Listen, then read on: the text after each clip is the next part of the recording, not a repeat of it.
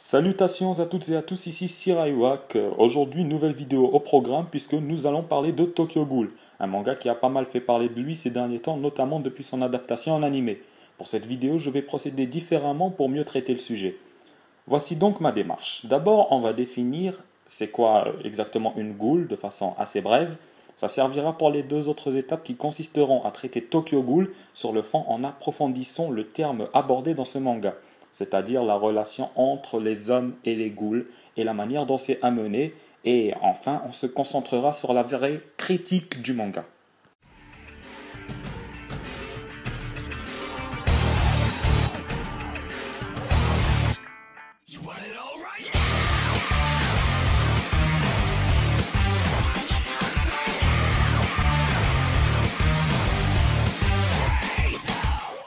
La ghoul, du mot arabe el-roul, qui veut dire ogre ou encore monstre, est une créature issue d'un folklore arabo-perse. C'est un monstre particulièrement effrayant, tant par le mythe qu'il a inspiré, que par les cauchemars faits par certains à cause de lui. D'ailleurs, Captain Do, toi qui t'y connais en matière de mythe, tu en penses quoi du rôle?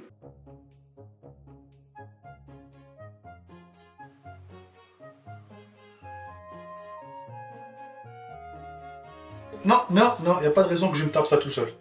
Tu restes. C'est dur pour nous deux.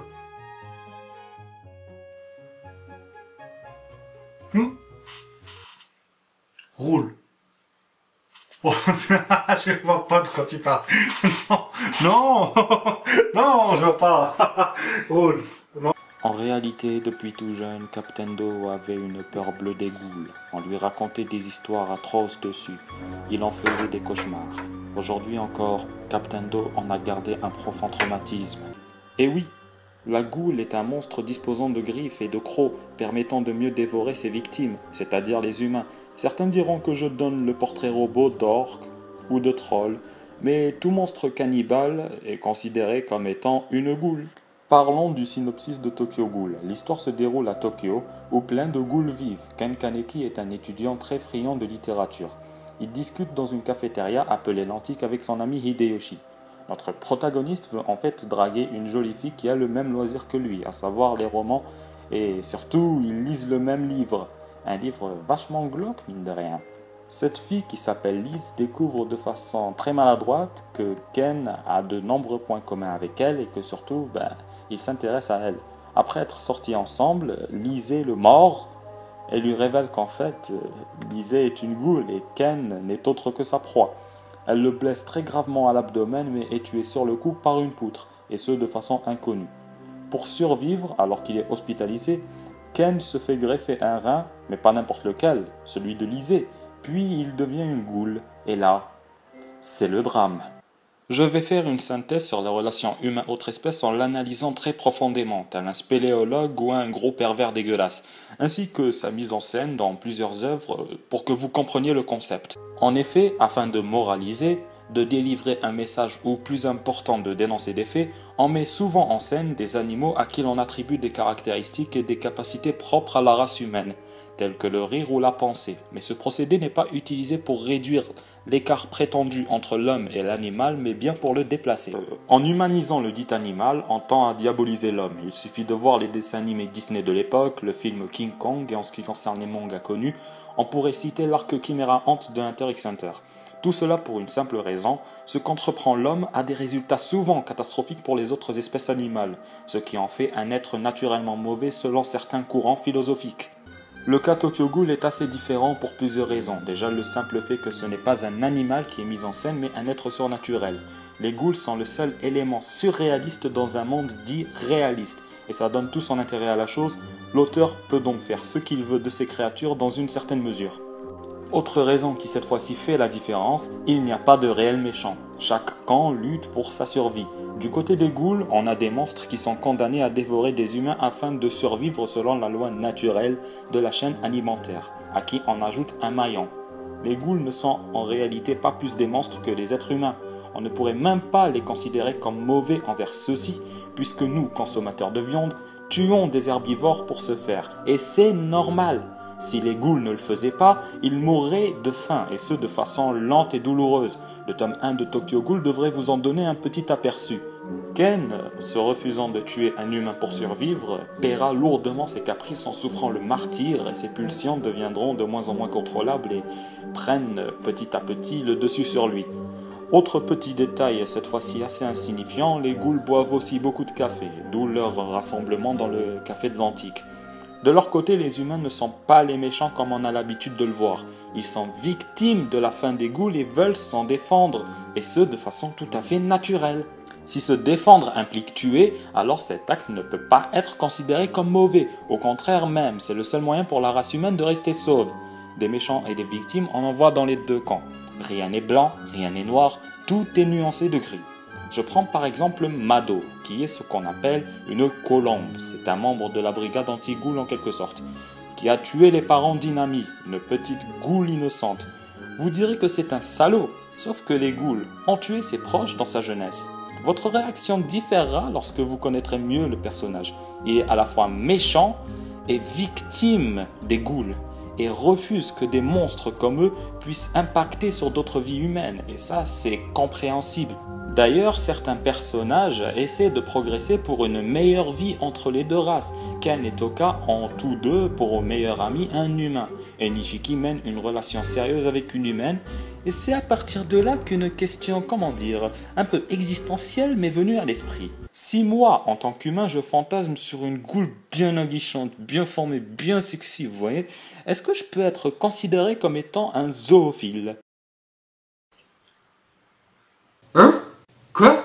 Eh bien en fait, si un humain accomplit l'acte charnel avec une ghoul, cela sera du sexe interespèce, mais en aucun cas de la zoophilie, vu qu'une ghoul n'est pas un animal. D'ailleurs, même le terme zoophilie ne devrait pas exister, puisque l'être humain est un animal. Mais ça vient du fait que l'être humain se croit supérieur, donc il veut se différencier de l'animal. Et ça tombe bien qu'on en parle parce que j'ai jamais essayé avec ce genre de créature.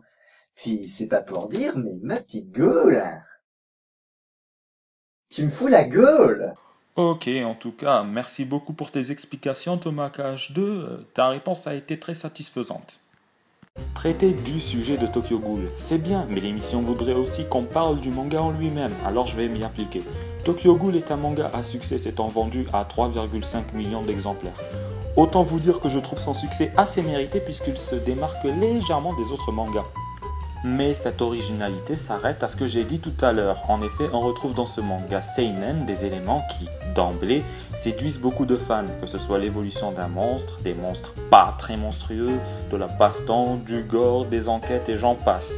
Autant vous dire que le personnage de Ken est plutôt bien bossé sur le support papier. En effet, il ne connaît pas grand chose du mode de vie des ghouls et l'apprend au fur et à mesure et ce à ses dépens.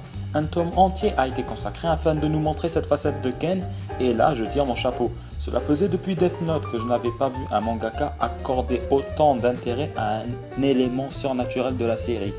Les informations sur la nature physionomique des ghouls est donnée au compte-gouttes, et le meilleur c'est que ces explications sont crédibles, bordel de merde.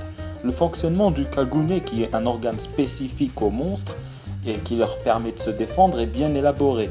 Les ghouls sont loin d'être sous-exploités, ni surexploités. D'ailleurs, ça se voit quand Ken apprend dans le tas comment se servir de son nouveau corps dans ses combats. Les combats, parlons-en d'ailleurs, ceux-ci sont plutôt bien faits, assez brouillons quelquefois dans le manga, mais ça donne un côté encore plus violent, plus hardcore à celui-ci, avec les kagune et les inspecteurs qui utilisent eux-mêmes des kagune de ghouls morts afin d'en faire des armes appelées kink. Tout ça, c'est bien fait. Mais j'ai une question à vous poser, très sincèrement. Ces combats, est-ce qu'on en avait vraiment besoin? Est-ce qu'ils étaient vraiment nécessaires? Et oui, on a trop tendance à assimiler les mangas à des bastons, des fois violentes, des fois stratégiques, mais c'est un sous-genre clé du shonen et du seinen. Mais allez quoi, on n'en a pas déjà assez bouffé de la baston? C'est vraiment le seul moyen pour les Japonais de traiter des thèmes plus ou moins sérieusement. Quand j'avais acheté Tokyo Ghoul à la base, ce n'était pas pour des combats, mais parce que l'histoire m'intéressait, le scénario est sombre. Plus je lisais de tomes, plus j'avais l'impression que ces combats prenaient le pas sur l'histoire même du manga. Du coup, j'ai eu l'impression que la qualité, elle a baissé. Mais je ne crache pas sur les combats en eux-mêmes, ils sont gore comme on les aime. Le gore étant d'ailleurs une force du manga, chose que l'anime ne possède pas, mais je n'en parlerai pas puisque je n'ai pas maté l'anime de Tokyo Ghoul. Ce n'est pas comme si ça m'avait énervé, mais il faut dire que le manga moderne, surtout ces derniers temps, prend moins de risques et propose aux fans ce qu'ils veulent.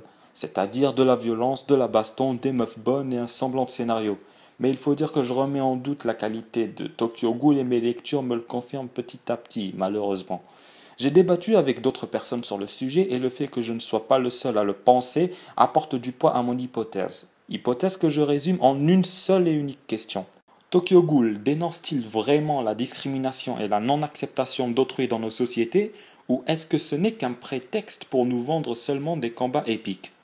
J'attends de voir. En tout cas, je pense que Tokyo Ghoul est un très bon manga, et je ne veux pas qu'il soit victime de la pression éditoriale ou qu'il soit encore victime du caprice des fans. Bon ben alors, Captain Do, convaincu par ce manga? Non, non, écoute, s'il te plaît, tu me lâches avec tes mangas, ok? Moi, je lis des comics. Voilà. Mon truc, moi, c'est les belles histoires, bien. Ah bon? Quel BD t'es en train de lire là? Batman. Y a Ra's al Ghul dedans? Quoi? Comment? Qui ça, Ra's al Ghul? Ben, Ra's al Ghul, tu sais pas, en fait, si tu veux, ça vient de l'arabe Ras al Ghul, qui veut dire tête de goule.